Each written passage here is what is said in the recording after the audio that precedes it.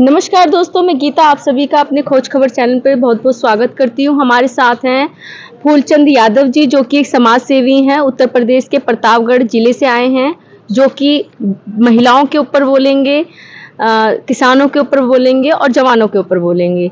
Sir, बात करें हम, जो महिलाओं की स्थिति है इस समय, क्या लगता है इसका जिम्मेदार कौन है? इसका जिम्मेदार हमारे देश की जो है न्यायपालिका, न्याय व्यवस्था है और सरकार है। किसका खून नहीं खौला पर सुन करके अखबारों में सिंहों की गर्दन कटवा दी चूहों के दरबारों में। अगर हमारी बहू बेटियों के अस्मिता पे आँच आएगी तो हम टकराएंगे।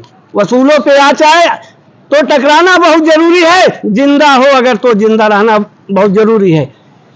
जिसका जमीर मर गया हो, जिसकी आत्मा मर गई हो, वो समझ लो कि मर गया हो। कुछ लोग ऐसे हैं जहां बोलना है वहां बोलते नहीं, जहां बोलना नहीं है वहां बोलने से वो थकते नहीं है। किसकी बात कर रहे हैं आप आश्रय लगा लीजिए मेरे शब्दों का। मतलब किसके आंखों का पानी मर गया? बहन बेटियों की जसर को जो है उतरती रही, पुलिस वाले घसीटते रहे, इतना नहीं निकल सकता था मुंह से। अच्छा, मोदी सरकार के ऊपर निशाना साध रहे हैं क्या? सरकार मोदी की, भारत सरकार में जो है उनसे कहूंगा, इतना कहने में क्या जाता था।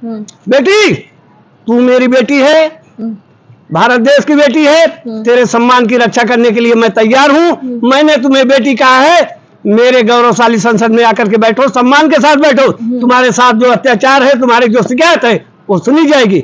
लेकिन सरकार का कोई प्रतिनिधि, कोई आदमी बोलने नहीं आया। मजबूर होकर के ये बेटियां अपने मेडल को जो है हरिद्वार गंगा में प्रवाहित होने के लिए चली गई, लेकिन सरकार का एक भी प्रतिनिधि, एक भी आदमी के मुंह से नहीं निकला ऐसा क्या कर रहे हो।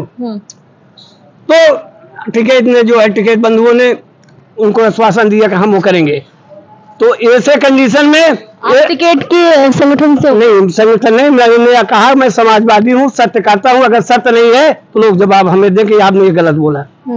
तो हमारा जो जिस गौरव परिश्रम से अथाक मेहनत करके दूसरे देश में झंडा गाड़ करके भारत को सिरमौर बनाया, विश्व विजेता होकर के गोल्ड मेडल ले आए बच्चे, और बजरंग पूनिया, होगार्ड वगैरह, इन सब धन्यवाद और बधाई के पात्र हैं, सबके हृदय के पात्र हैं। अगर इनके साथ अन्याय हो रहा है तो सभी का खून खौलेगा ना।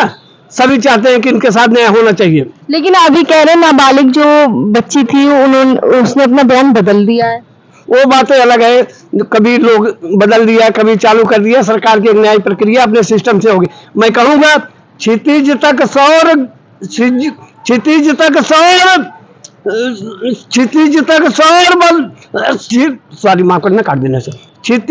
सौर गूंजेगा, स्वयं दिनमान बदलेगा। उतारो भारती की आरती तो सम्मान बदलेगा।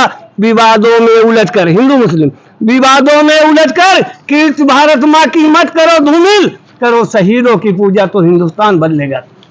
आप जानती हैं मैडम जी, देश के लोग जाते हैं, सभी, हर कोई जानता है, पृथक हर देश होता है, पृथक हर धर्म होता है, पृथक हर धर्म होता है, पृथक हर देश होता है, पृथक हर धर्म होता है, पृथकता में हर सभी का एक परिवेश होता है।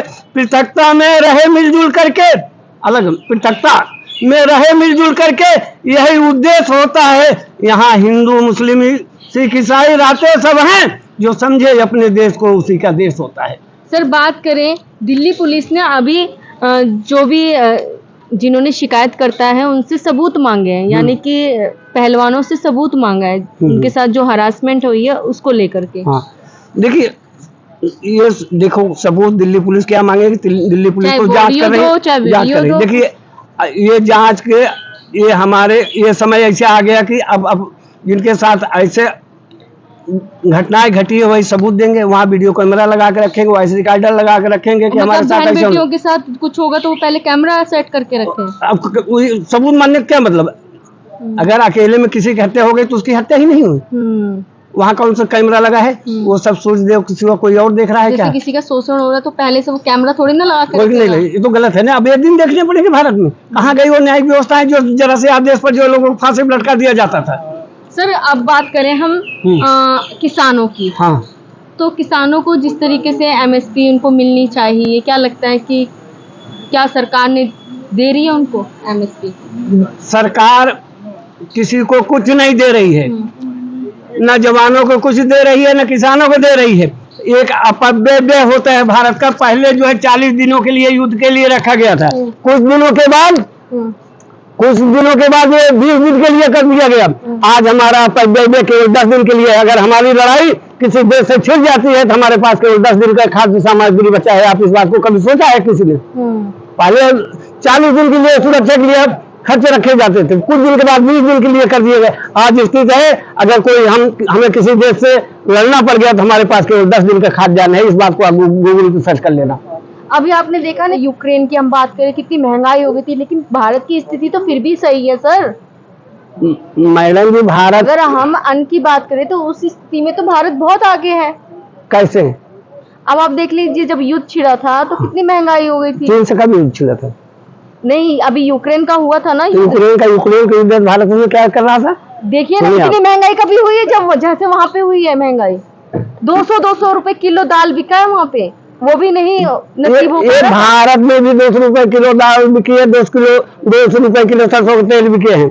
महंगाई जो होती है इसको कंट्रोल सरकार करती है। जब इनके ऊपर दबाव पड़ता है तो 10 रुपए पेट्रोल दाम कम कर देते हैं, फिर जो है बढ़ा देते हैं। कहाँ गई वो सरकार? बहुत हुई महंगाई की भारत की मोदी सरकार। अब महंगाई पे जो है बोले, महंगाई का एक भी शब्द नहीं निकलता है भाई साहब प्रधानमंत्री के मुंह से। बेरोजगारी के बारे में बोले, किसी पत्रकार को एक इंटरव्यू देने के लिए नहीं तैयार होते हमारे देश के प्रधानमंत्री।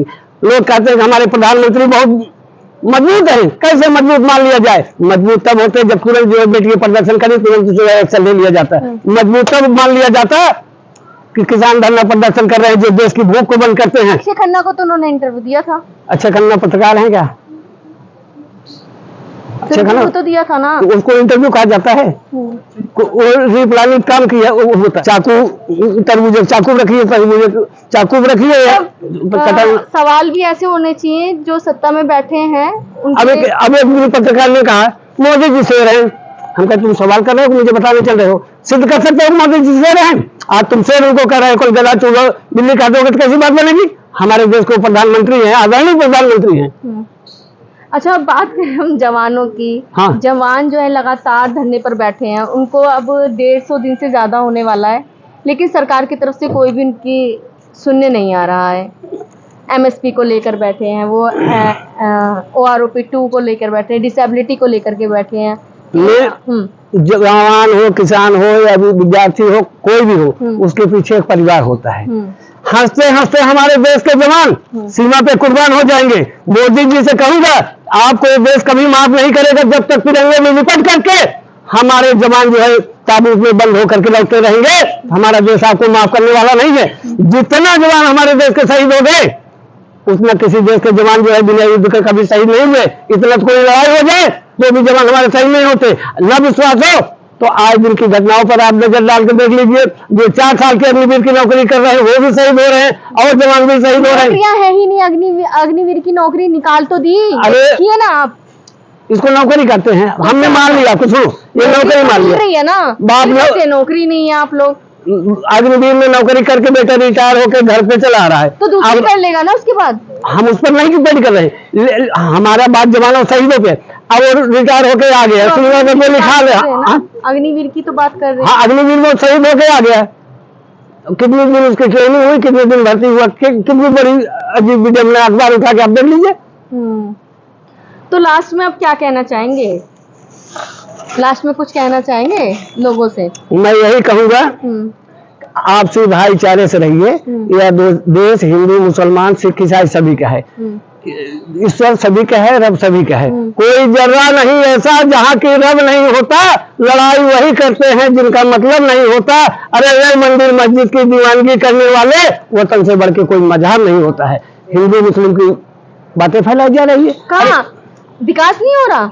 विकास भी तो हो रहा है। आप तो उल्टी तरफ ले जा रहे हैं कि मतलब वो हिंदू मुस्लिम कर रहे हैं। कहाँ करते हैं वो लोग हिंदू मुस्लिम? विकास हो रहा है, 5 विकास गिना सकते हो। उत्तर प्रदेश में हाईवे देख लीजिए आप, पहले गाड़ी नहीं जा पाती थी, अब तो फराटे से चलती है वहाँ पे गाड़ियाँ। मैडम जी, हाईवे का 302 किलोमीटर आगरा लखनऊ तक बनवाया। जो उनका पुराना हाईवे है और गाजीपुर से लेकर के लखनऊ तक जोड़ता है, वो पुराना बनाया गया है, उसका नवीनीकरण चौड़ीकरण किया गया है। कोई ऐसा हाईवे है? अखिलेश ने ही पहले जो है हवाई जहाज उतार करके दिखा दिया था कि ऐसे हाईवे बनाया जाता है। उसके बाद हमारे माननीय प्रधानमंत्री जी ने दोबारा जो है हवाई जहाज उतार मतलब कर, आप कहना चाह रहे हैं वो योजनाएं जो थी वो अखिलेश यादव जी की चलाई गई थी योजना, और उद्घाटन करने वाले ये लोग पहुंच गए, आप ये कहना चाह रहे हैं? नहीं, अखिलेश यादव ने हाईवे बना करके एयरप्लेन उतार करके दिखा दिया था। उसके बाद ये अनुकरणीकरण हुआ कि उनके रास्ते को हम अनुकरण करें हुआ। ओके, यानी कि सारा क्रेडिट ये लोग ले गए।